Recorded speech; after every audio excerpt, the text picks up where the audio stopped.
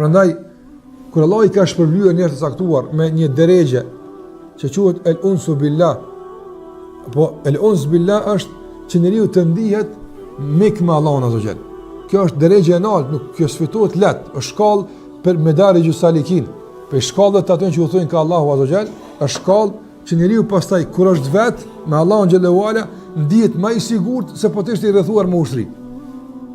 Kjo është uns billah. Për fjalës uns që nuk kupton një lloj shoqërie, një lloj afrimi, një lloj miqësie të afërt të një lloji të posaçëm. Që njeriu gjithmonë mund ndi kështu. Prandaj, padyshim, ne nga natyra jon jemi që vetmia është padyshim jo e favorizuar më shumë. Njëri më tepër ka që më kon në shoqëri, nga se është qenie sociale, është qenie që e lyp shoqërinë. Kjo është në esencë, ose po them me luftu në dëshmërinë. Mirë po, njerëzit e caktuar që kanë arritur këtë drejgje, ata në pjesë caktuara të natës, apo ku ndoshta të gjithë janë të flajt, është i braktisur, është i vetmuar, ndoshta në shtëpinë e tij i vetmuar, e ndin veten shumë afër me Allahun xhallahu ala me një lloj shoqërie të posaçme që nuk e ndin as me njëri më të afër që ka në kësaj bote. Kur të komunikon me Allahun xhallahu ala, e ndin se është duke bënë një muhabet më të këndshëm të mundshëm që ka bërë ndonjëherë me shokun e tij më të afër që e ka. Preton një kënaqësi të posaçme për shkak të kësaj drejgje që quhet el-uns billah. E Allah të garanton ty, të siguron se nëse ti je në rrugën e tij dhe ti e kërkon shoqërinë e tij, ai të siguron se ti me gjithë ke arritë të javë. Prandaj, fjala e Allahut el-amin, Allahut el-mu'min është një siguri për besimtarin se përpjekjet e tij nuk do të shkojnë hoq. Mundi i tij nuk do të shkojnë hoq. Se Allahu xhalla xhelalu e siguron dhe kur thon nuk shkon hoq, nuk po flas për ahiret, po flas për këtë dunja. Ktu Allahu të siguron se ti prej këtu kimi filluar me i shiju frytet e mundit tën.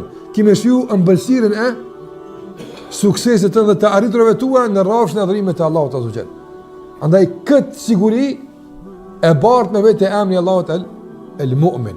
Andaj i siguron të gjitha krijesat një herë, në nivel përgjithshëm se Allahu nuk u bën padrejti.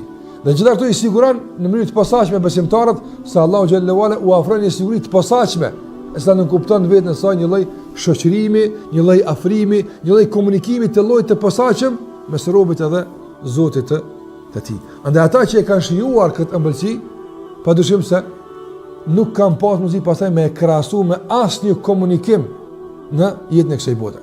Prandaj sikurse disa prej selefëve kur janë ngritur në fal namaznate kanë thonë qad khala kullu habibin bi habibihi. Tash këtë pjesë të natës të errët apo këtë pjesë të vonuar është vetmuar çdo i dashur me të dashurin e tij, apo çdo e dashur me të dashurin e tij. Janë vetmuar tash, ndërsa unë po vetmuara me dashurin tim, Allahu xhallahu ala. Shikoni e ka krahasu për të asaj çka pretendon dikush kur është në vetmi me ato që e dën, se ka punë ndoshta moti ose ka të afërt ose e ka partner të jetës ose çka do qoftë, në vetmi njëri më dikon që s'ka net moti ose i shkon muhabeti ose e don, nuk shikon mua akrepat e orës, apo po mund më shku 4-5 orë dhe më duk se më kon 10 minuta. Për çfarë arsye? Për shkak të ëmbëlsisë së komunikimit dhe shoqërisë së mirë që po ndjente.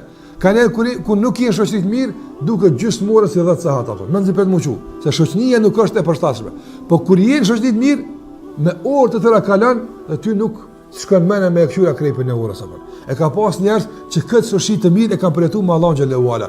Andaj për ta nuk ka qenë më rëndësi sa është ora 1 apo 2 orë apo 3 orë kem të net o Zot me ty, s'është më rëndësi më kjo apo. Nga se e rëndësishme është që na u kënaqem. Dhe për plot peserevit apo dalja e agimit dhe hyrja sabat ka qenë një lloj mërzie që me vërtet janë mërzi special pse përfundoi komunikimi tash për shkak se perandoi kushtimisht pjesa e natës dhe po fillon agimi atë. Dhe kjo është el-unsu billah, që Allahu të garanton dhe të siguron se nëse ti ec rrugës së saktuar dhe ti don të jesh shoqëri me të, ai të siguron ty me emrin Allahut el-mu'min, siguron se pionësi nuk do të mungon përkrahja dhe nuk do të mungon shoqëria nëse ti do të qenë në këtë shoqëri me Allahun xhalla xhelalu. Dhe mendoj që kjo është padyshim një lloj përgëzimi për neve si musliman që nëse ecim si duhet dhe zbatojmë sikur duhet ato që kërkohet për neve, me lejen e Allahut, Allahu na siguron se do të përjetojmë përjetime të këndshme,